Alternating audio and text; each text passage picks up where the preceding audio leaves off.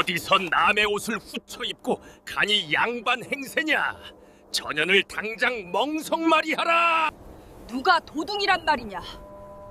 내 가문의 땅을 창탈한 자가 바로 네 놈이 아니더냐? 닥쳐라!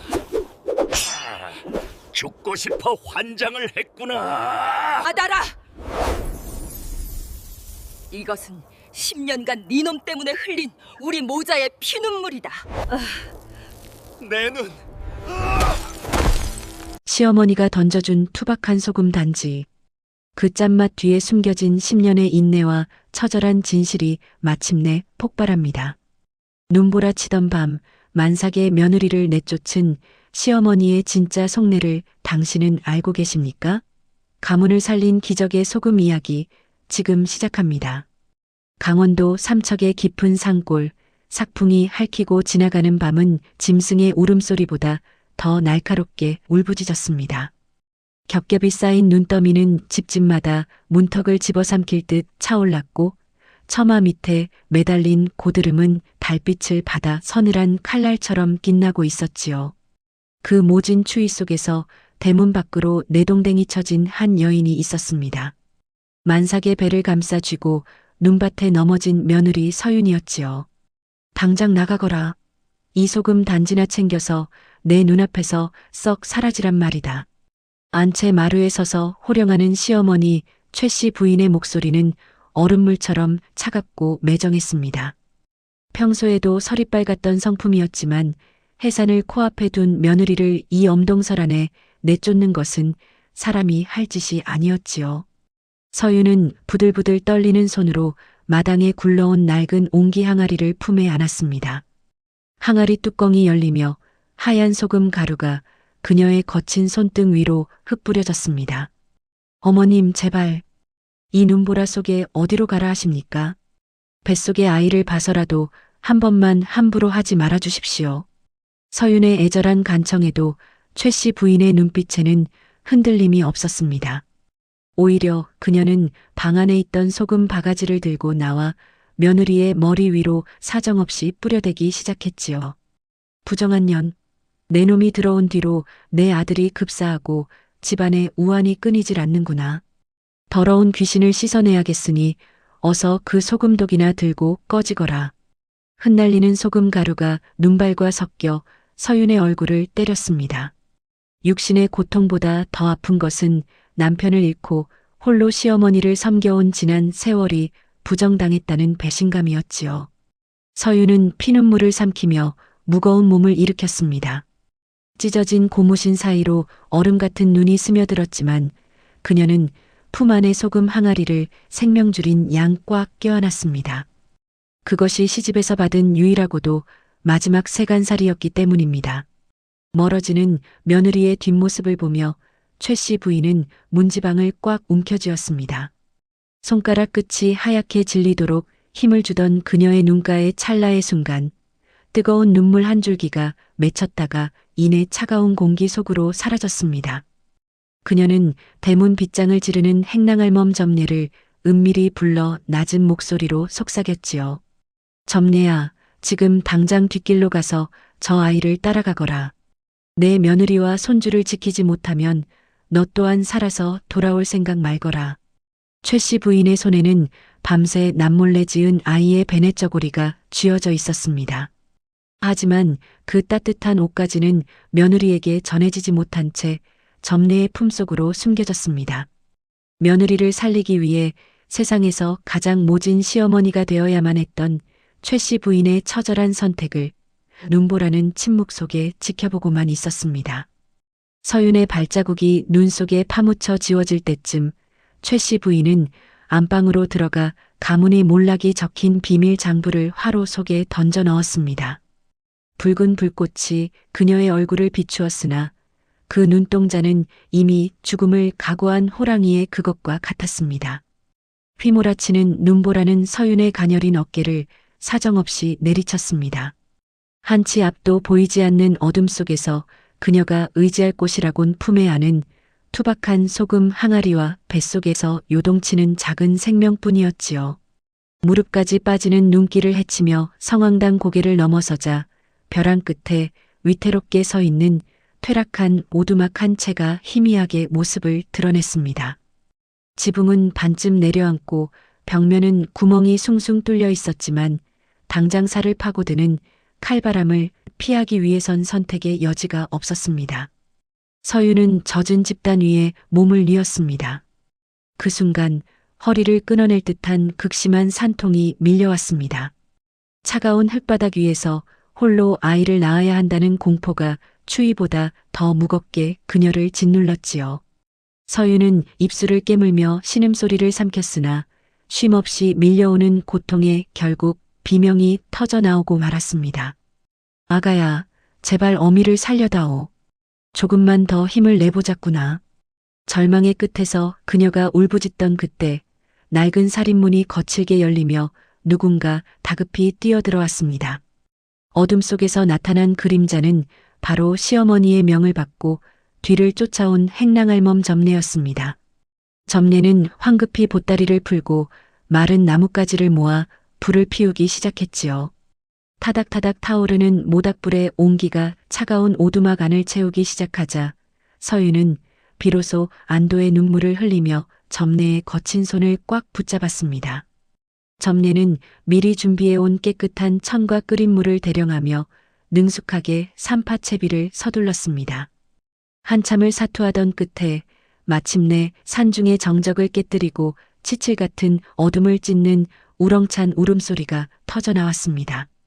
탈진하여 고개를 떨구는 서윤의 품에 점례가 아이를 안겨주었지요.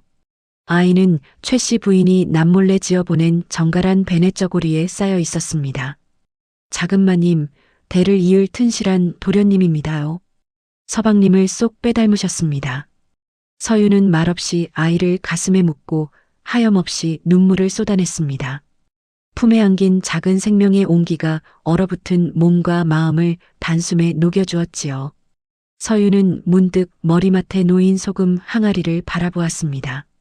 시어머니가 마지막으로 던져준 그 천덕꾸러기 같은 물건이 오늘따라 유난히 무겁고 낯설게 느껴졌습니다. 점례 어멈, 시어머니께서는 정말 나를 버리신 게요?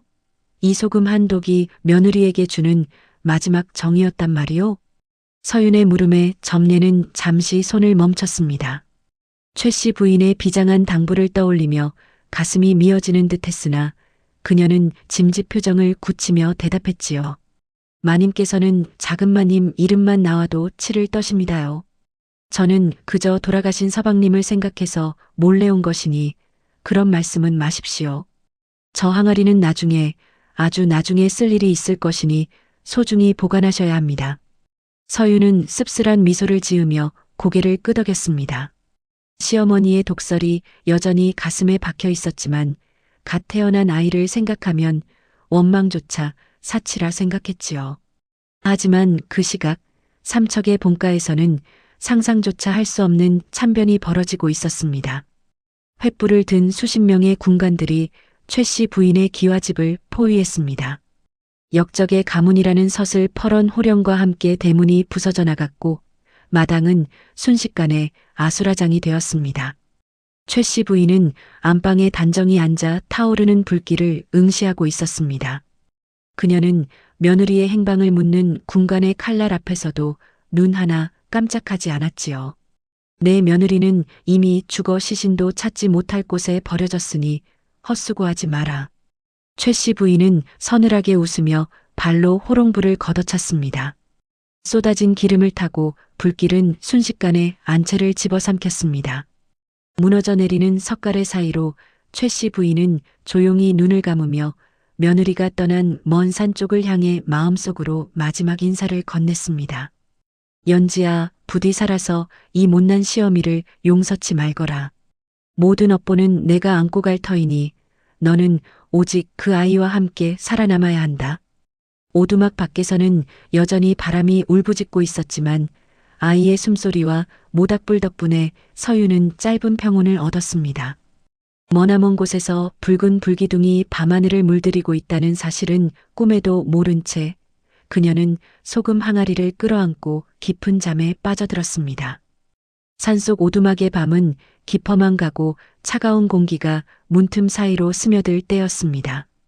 갓 해산한 몸으로 얕은 잠에 들었던 서윤은 가슴을 짓누르는 듯한 불길한 기운에 번쩍 눈을 떴습니다. 밖에서 불을 지키던 점례의 흐느낌 소리가 들려왔고 서윤은 무거운 몸을 이끌고 오두막 문을 밀어젖혔습니다. 눈앞에 펼쳐진 광경은 참혹했습니다. 저 멀리 산 아래 마을 쪽에서 시뻘건 불기둥이 밤하늘을 태울 듯 솟구치고 있었지요. 그 방향은 서윤이 쫓겨나온 시댁이 분명했습니다. 점례 어멈, 저기 좀 보시오. 우리 집 쪽이 아니오. 어머님이 계신 곳에 불이 났단 말이오. 서윤은 비명을 지르며 눈밭으로 뛰쳐나가려 했습니다. 하지만 점례는 황급히 달려와 서윤의 앞을 가로막고 바닥에 널쭉 엎드려 통곡하기 시작했습니다.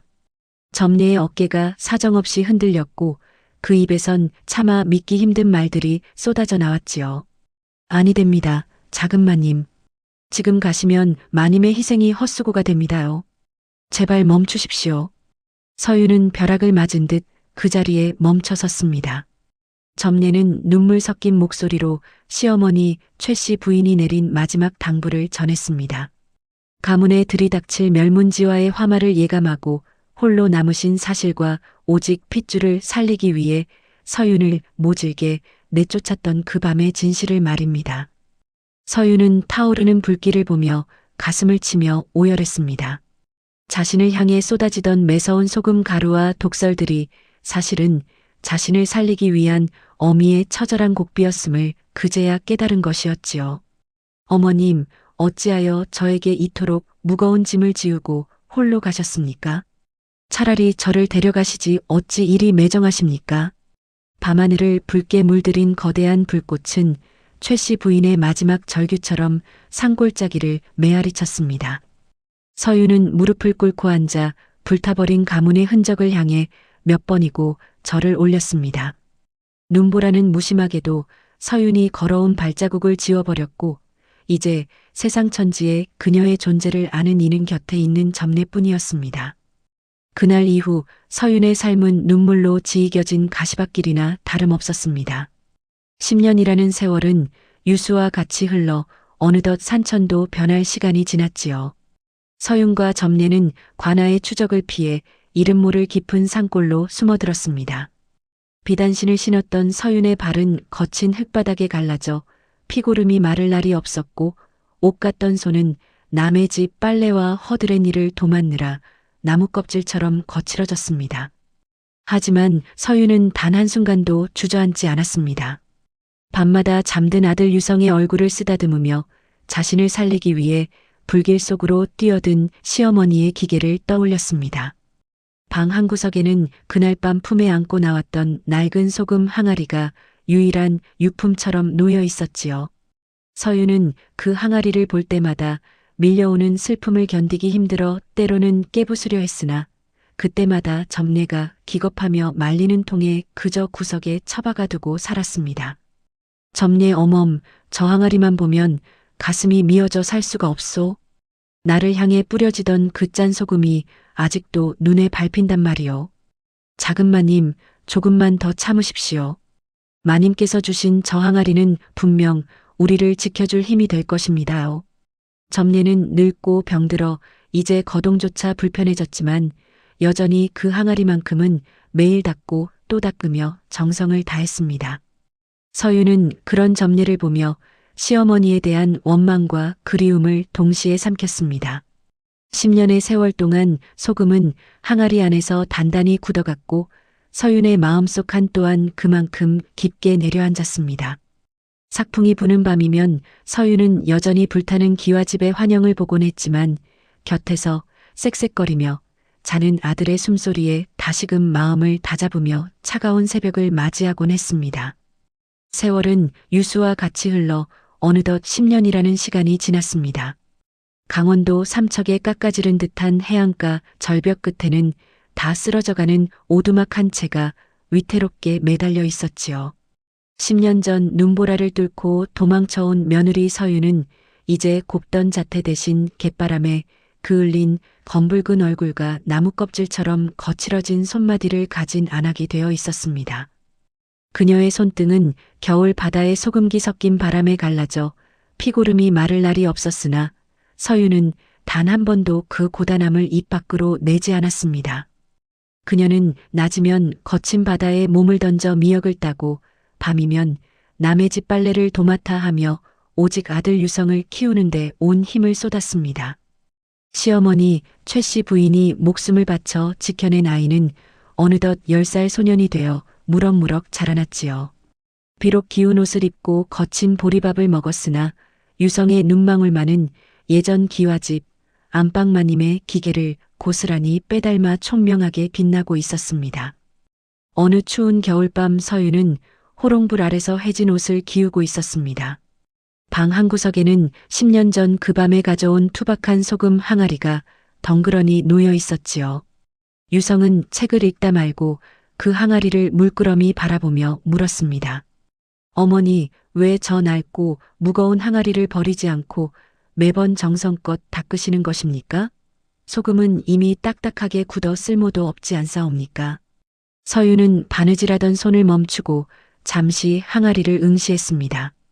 그 안에는 자신을 내쫓던 시어머니의 독설과 피눈물이 함께 담겨 있다는 사실을 차마 어린 아들에게 말할 수 없었지요. 그녀는 씁쓸한 미소를 지으며 나지막이 대답했습니다. 유성아, 저 항아리는 단순히 소금을 담는 그릇이 아니란다. 돌아가신 내 할머님께서 우리에게 남겨주신 유일한 가르침이자 우리가 썩지 않게 지켜주는 마음의 방패 같은 것이란다. 할머님의 가르침이라니요? 저에게는 그저 무거운 돌덩이처럼 보입니다. 지금은 이해하기 어렵겠지만 언젠가 내가 장성하여 가문을 일으킬 때가 되면 그 깊은 뜻을 알게 될 게다. 그러니 부디 저 항아리를 가볍게 여기지 마라. 유성은 고개를 갸우뚱거렸지만 어머니의 비장한 눈빛에 더는 묻지 않고 다시 글을 읽기 시작했습니다. 곁에서 이 광경을 지켜보던 행랑할멈 점례는 깊은 한숨을 내쉬었습니다. 이제는 노안으로 눈마저 흐릿해졌지만 점례는 매일같이 그 항아리를 어루만지며 속으로 빌고 또 빌었습니다. 마님, 이제 때가 머지않은 것 같습니다요. 작은 마님이 진실을 마주할 날이 다가오고 있습니다. 오두막 밖에서는 거친 파도가 절벽을 때리는 소리가 진동했고 산속에서는 굶주린 짐승의 울음소리가 들려왔습니다. 서유는 갈라진 손등에 입김을 불어넣으며 10년 전의 그 불길을 떠올렸습니다. 자신이 누리고 있는 이 비참하지만 평온한 삶이 누군가의 거룩한 희생 위에 세워졌다는 사실이 가슴을 후벼 팠지요. 그녀는 소금 항아리를 보며 다시금 결심했습니다. 무슨 일이 있어도 이 아이만큼은 떳떳한 사대부의 자손으로 키워내리라. 그러나 평화로운 산골 마을에도 어두운 그림자가 드리우고 있었습니다. 마을의 토지와 소작권을 쥐고 흔드는 탐욕스러운 배진사가 서윤의 오두막을 주시하기 시작한 것이었지요. 가난하지만 기품을 잃지 않는 서윤의 모습과 총명한 유성을 시기 어린 눈으로 바라보던 배진사의 검은 속내가 서서히 고개를 들고 있었습니다. 서윤은 아직 알지 못했습니다. 시어머니가 남긴 소금 항아리가 다시 한번 모진 시련 앞에서 진정한 위력을 발휘할 시간이 다가오고 있음을 말입니다. 해질녘 바다에서 몰려온 먹구름이 오두막을 집어삼킬 듯 낮게 내려앉았습니다.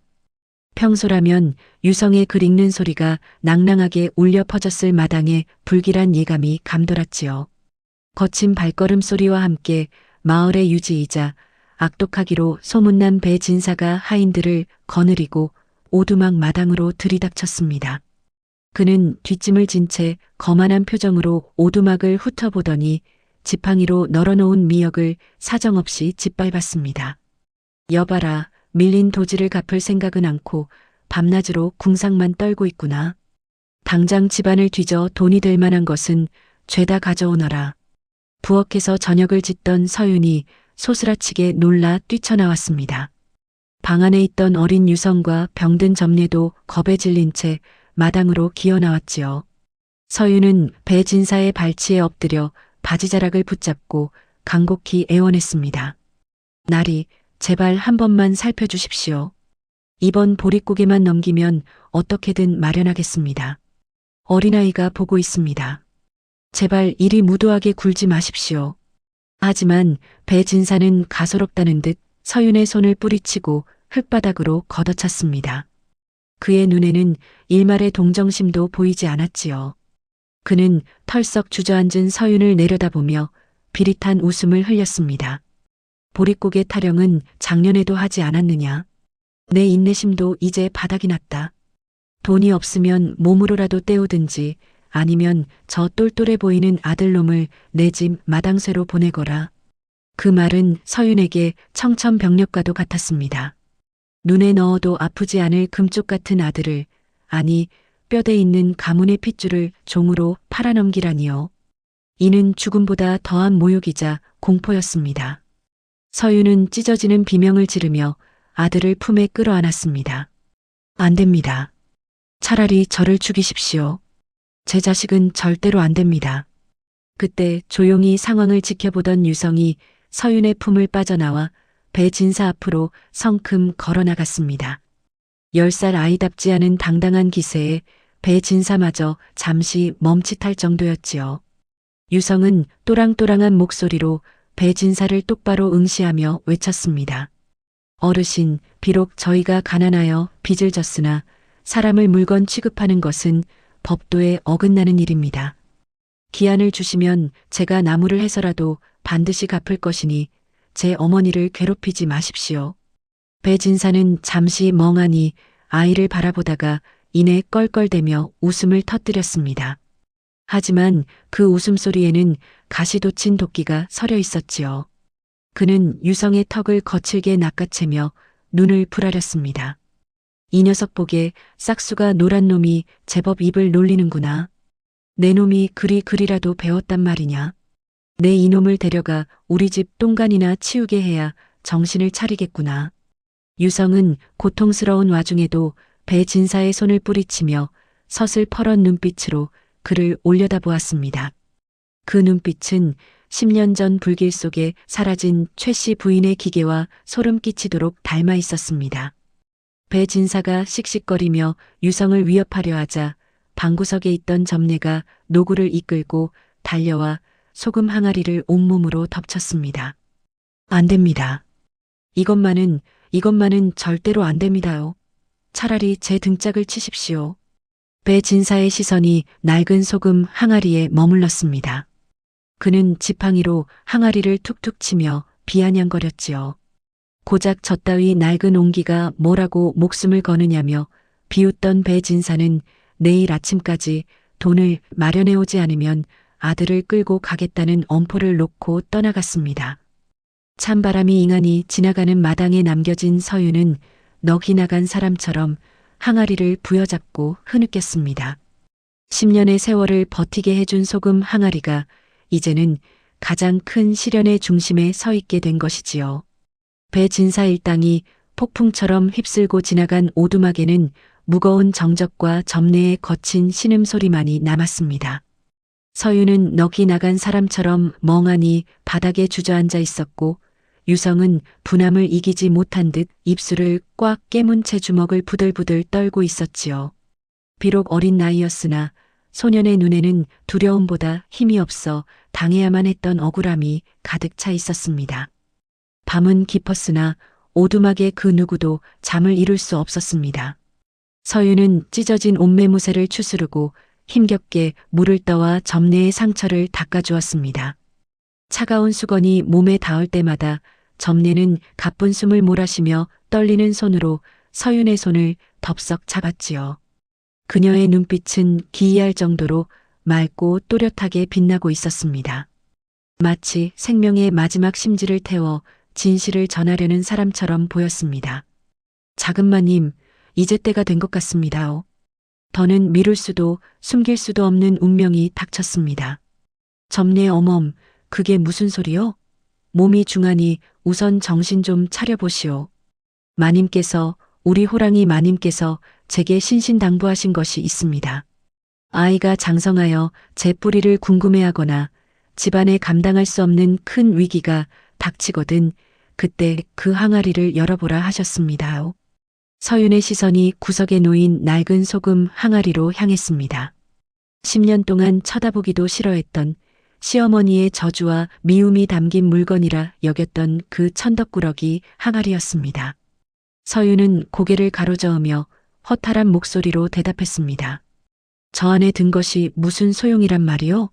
저 안에는 우리를 조롱하는 짜디짠 소금뿐이지 않소? 어머님이 우릴 버리면서 던져준 돌덩이 같은 소금 말이오. 아닙니다. 마님은 절대로 그런 분이 아니십니다. 부디 제 말을 믿고 저 항아리를 비워보십시오. 어서요, 시간이 없습니다. 점례의 간곡한 눈빛에 서윤은 홀린 듯 항아리 앞으로 다가갔습니다.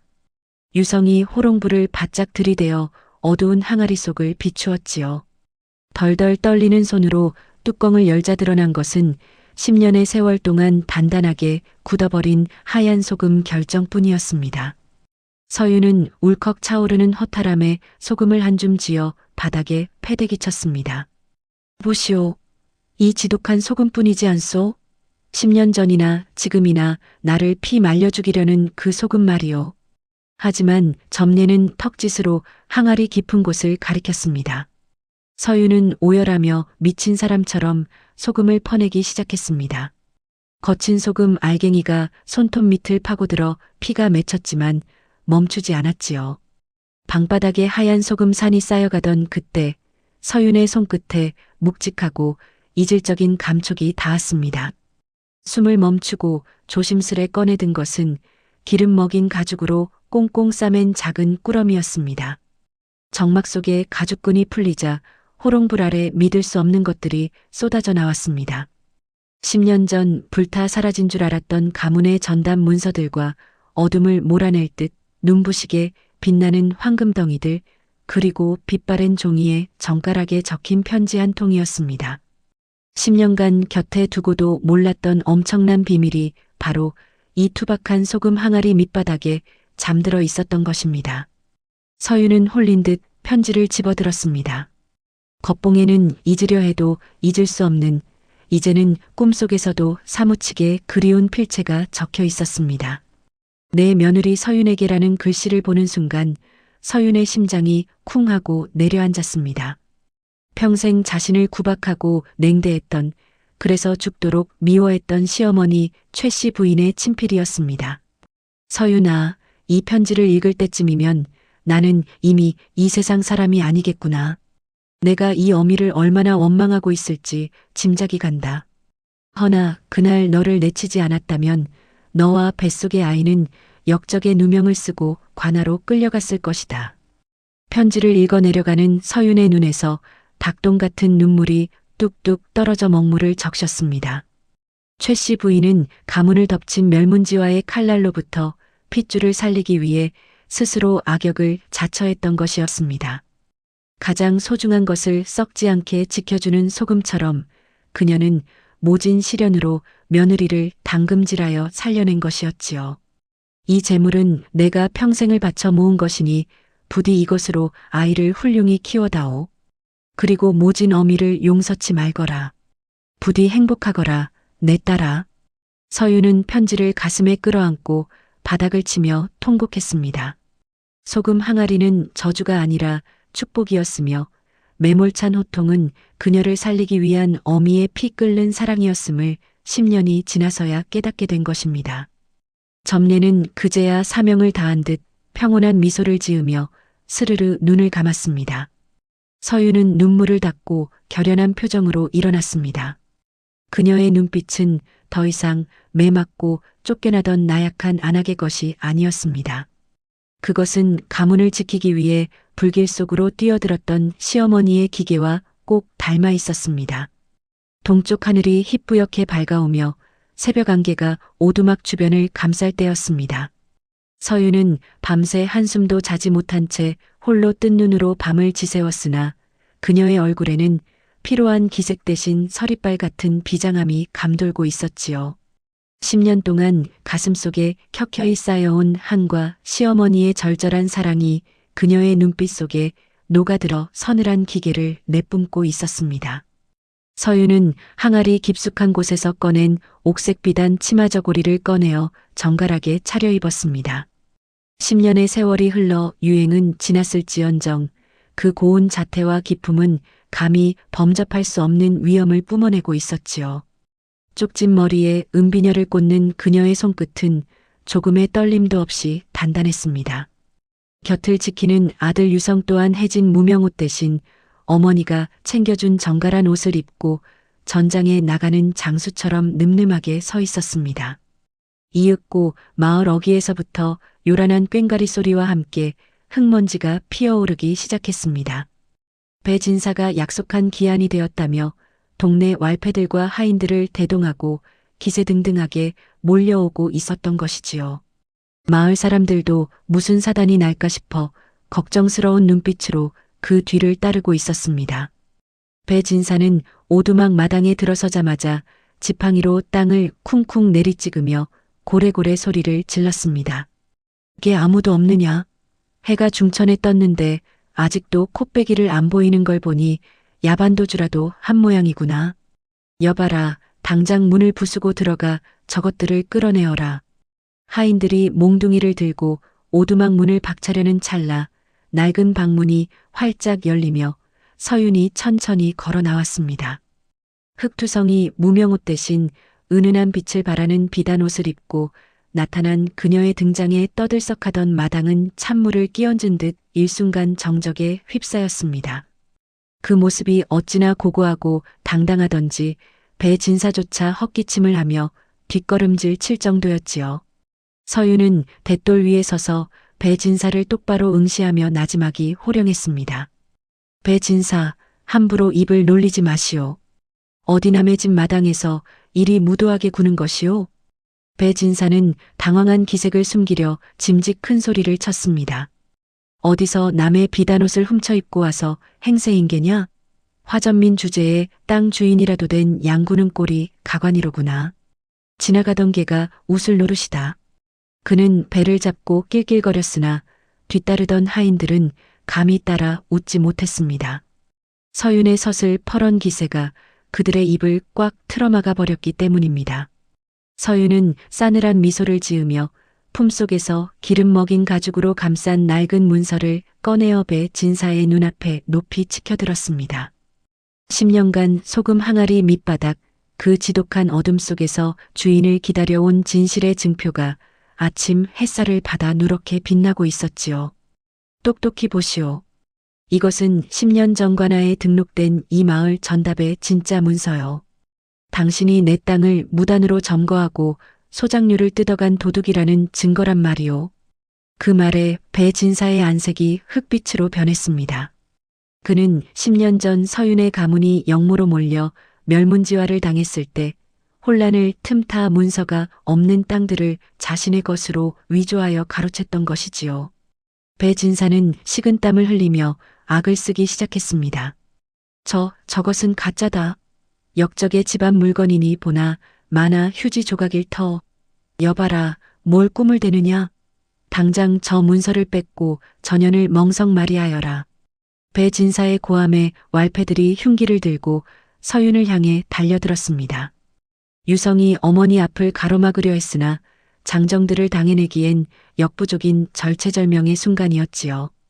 바로 그때 마른 하늘의 날벼락 같은 우렁찬 호령소리가 마당을 뒤흔들었습니다. 멈춰라. 그 누구도 저 부인에게 손끝 하나 대지 마라. 홍색 관복을 입은 사또가 포졸들을 이끌고 위풍당당하게 마당으로 들어섰습니다. 포졸들은 순식간에 왈패들을 포위하여 무릎 꿇렸고 기고만장하던 배진사는 사색이 되어 그 자리에 털썩 주저앉고 말았습니다. 사실 이 모든 것은 춘심, 아니 점례의 마지막 기적이었습니다. 간밤에 서윤이 넋을 잃고 있는 사이 점례는 피투성이가 된 몸을 이끌고 심리박, 관아까지 죽으림을 다해 기어가 주인의 억울함을 호소했던 것입니다. 사또는 서윤 앞으로 다가와 정중히 허리를 굽혔습니다. 부인, 늦게 와서 송구하옵니다.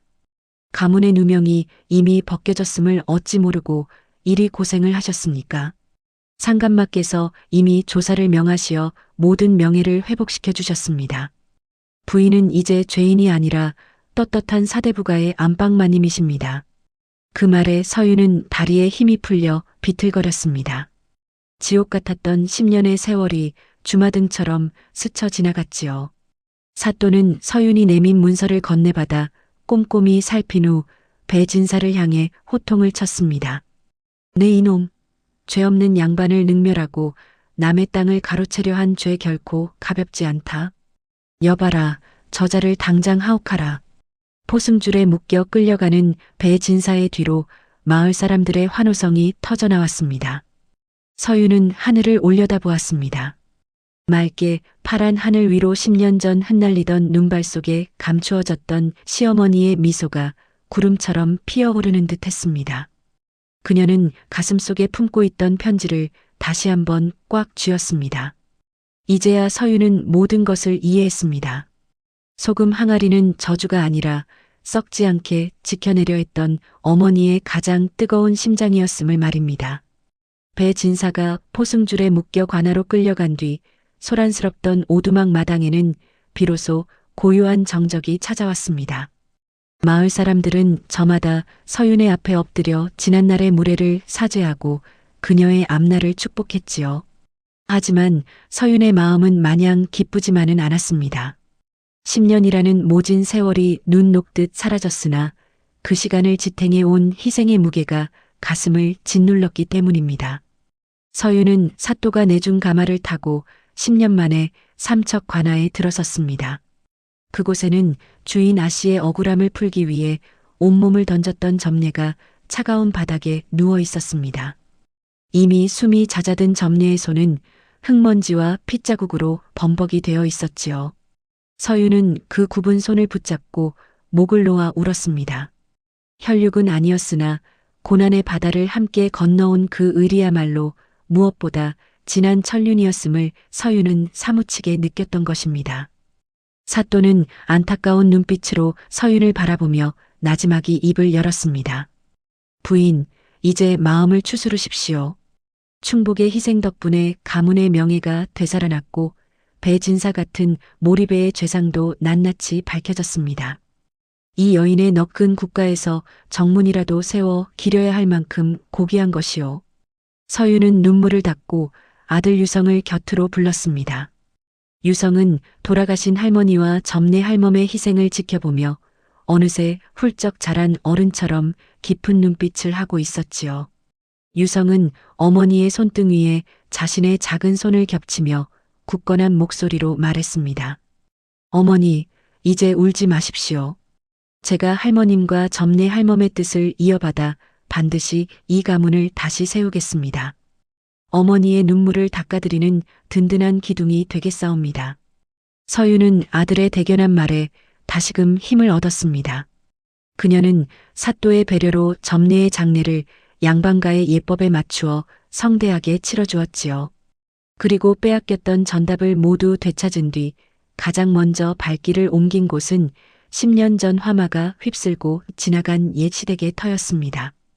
잡초만이 무성한 폐허 위에는 부서진 기와 조각들이 뒹굴고 있었지만 서유는 그곳에서 시어머니 최씨 부인의 순결을 느꼈습니다.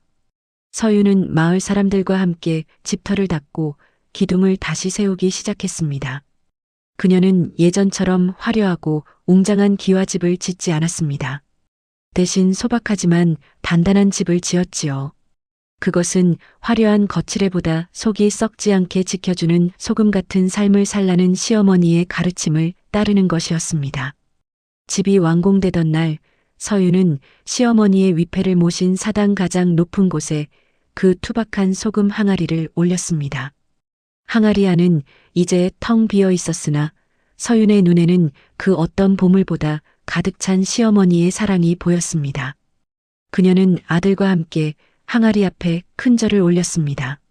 사당 밖으로 나오자 10년간 그녀를 괴롭혔던 갯바람이 오늘따라 시원한 서강이 되어 얼굴을 스치고 지나갔지요. 10년 묵은 한은 그렇게 눈물과 함께 씻겨 내려갔고 황량했던 땅 위에는 새로운 희망의 싹이 파릇파릇 돋아나고 있었습니다. 서유는 아들의 손을 꽉 쥐며 맑게 갠 하늘을 향해 인자한 미소를 지어 보였습니다. 세월은 유수와 같이 흘러 어느덧 다시 10년의 시간이 지났습니다. 강원도 삼척의 거친 갯바람도 세월의 무게 앞에서는 순해졌는지 서윤의 집 마당에는 따스한 봄볕이 내려앉아 평화로운 기운이 가득했지요.